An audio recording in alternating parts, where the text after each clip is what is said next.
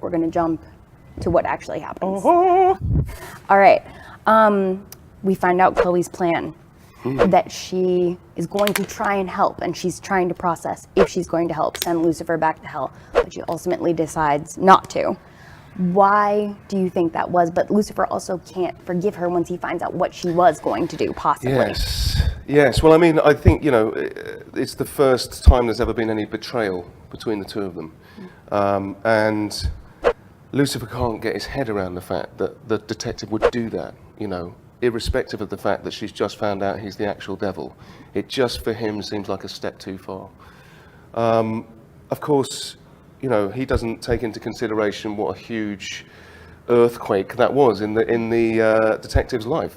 For this woman of science and logic, all of a sudden the walls come crashing down around her, and she realizes that heaven and hell do exist, and God does exist, and the devil does exist, and she's been mates with him for 3 years.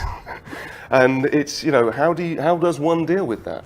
And I think we get to a point in the season where, when all of those things are stripped away, the way that Chloe and Lucifer feel about each other is really simple.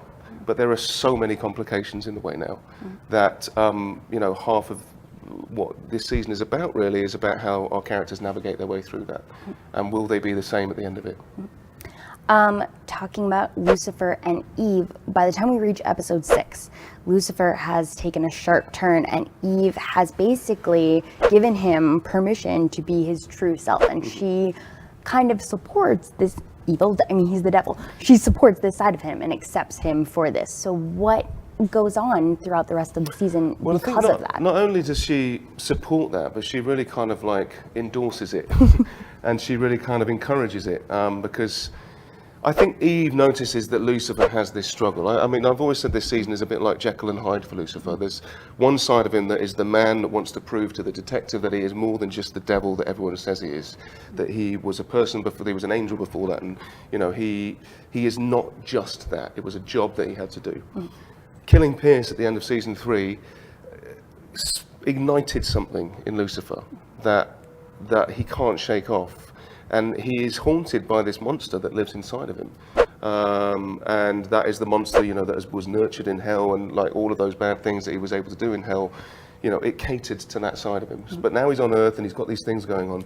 He doesn't know what he's doing this season. And of course he's got someone in his ear, the person who he originally tempted, now tempting him, saying, be the person you used to be, because that's the Lucifer I love.